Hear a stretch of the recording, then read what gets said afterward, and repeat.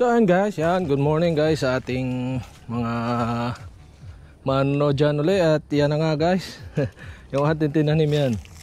So halos isang araw kami hindi nakapunta. So dapat nadiligan siya yan. So buhay naman oh.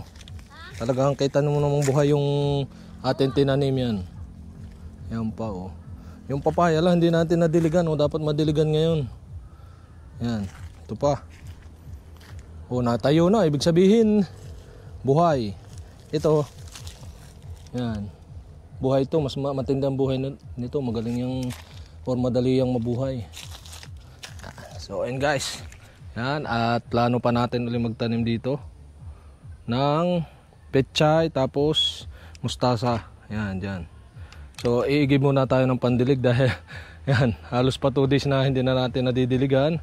So dapat dilig agad yan once na maitanim nyo para buhay.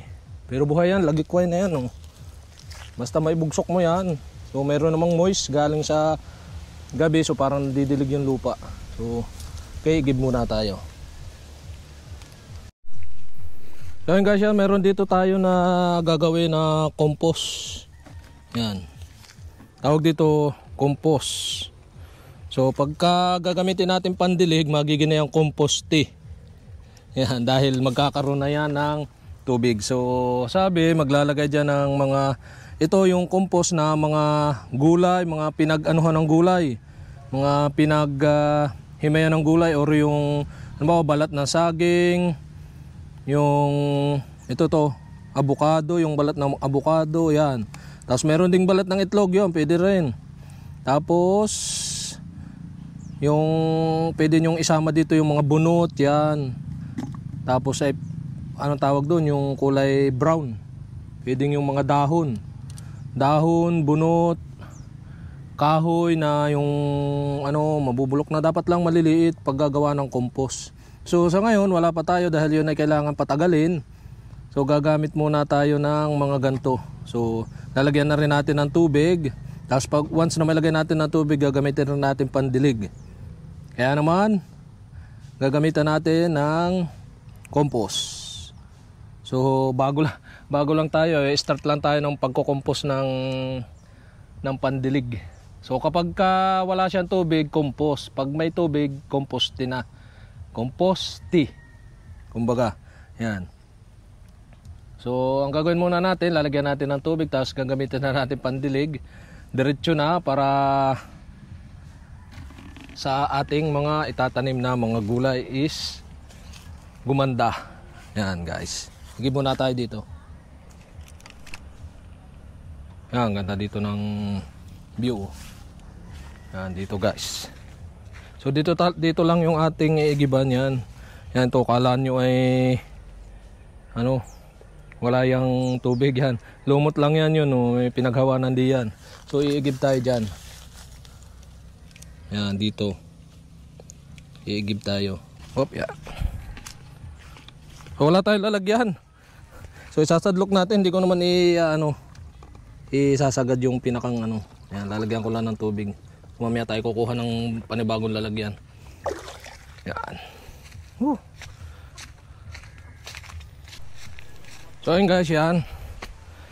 So magdidilig na tayo ng ating mga halaman. So ayun guys, yan. Natin muna nga halo-haloin at ibababad ng mga ilang minuto. So dapat ito mga kahit magdamag man lang. So dapat pati mga pino. So bago lang to ay kaya para mabilis mabulok, dapat pino bago lang to dahil so first time pa natin gumawa ng compost tea. So inalam pa natin kung paano paggagawa. So ngayon ito muna natin gagamitin pandilig. Ito yung mga tira-tirang pagkain natin yan. So kung pinatagal-tagal natin kahit mga magdamag, so makukuha na ng tubig yung sustansya ng mga tira-tirang pagkain. So tapos yung mga balat-balat ng kahoy, yan yung bunot, pwede. Yan, haluin lang natin hanggang sa mamix na or mapunta sa tubig yung sustansya. Ayun guys, mag-ididilig na natin. So itong matitira dito, Yan. So gagawa pa rin tayo ng pandilig na yung maliliit ang butas. So baguhan nga tayo kaya ganito muna. Yan. So dapat yung maliliit ang pinakang labas ng tubig para yung halaman is hindi masira. So once na maliliit. So ito medyo malaki-laki naman kaya okay lang. Yan. Dilig natin.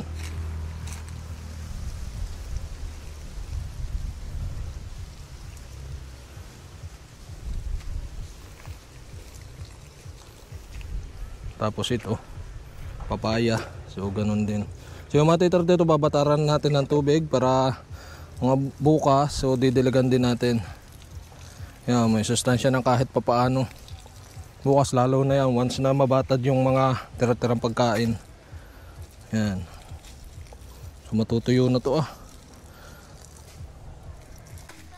Yan guys. Gagawa tayo ng maliliit ang butas. Sa ngayon, ito muna ang ating gagamitin. Yan. So gagawa tayo ng parang spray. Yan. Sa ngayon, ito muna. Para makapagdilig tayo. So first time natin kaya yan.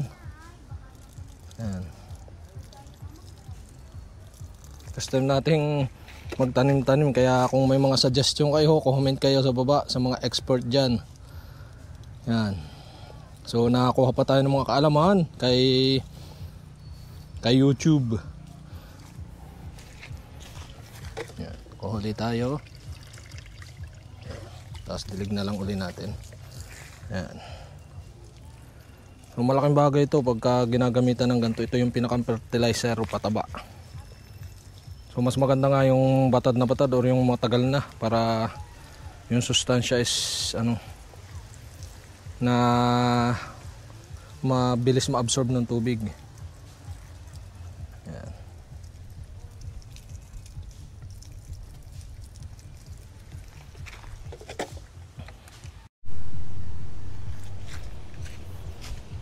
So guys, nandito kami ngayon sa may ilalim ng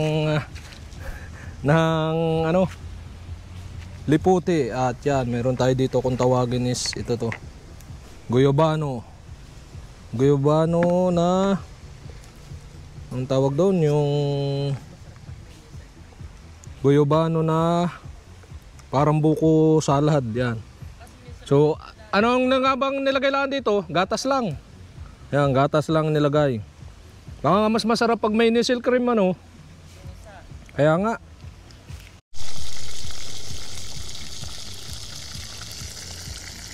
So yun guys, kukuha tayo ng dahon ng saging yan So hindi na natin kailangan gumamit pa ng mga pinggan-pinggan yan. Kukunin lang natin na yung ito pinakang talbos ng dahon ng saging yan. Yan ang maganda para bagong supling malinis-linis pa. So kukunin natin yan. Yan. Ito natin puputulin. Para ito maganda, bata-bata pa. Ang dahon ng saging. So ayun guys, nakakuha na tayo ng dahon ng saging. So hindi na natin kailangan ng pinggan. So mas maganda sana yung saba. Yung yung bagong dahon ng saba. Pero pwede na to, kakainan lang naman. Yan pwede na kahit walang pinggan Talagyan natin dito yung kanin, ulam. Yan guys, kain kayo. Yan aming pagkain. Yan. Meron tayong manok, saging na prito, talbos balinghoy, saka itong ating guyabano. Yan, guyabano na style ay parang buko salad yan. Nilagay sa rep. Tapos may saging. Yan. Tapos mainit na kanin. At idagdag pa natin ang pinya. Yan. Panghimagas. Pinya. Kain guys.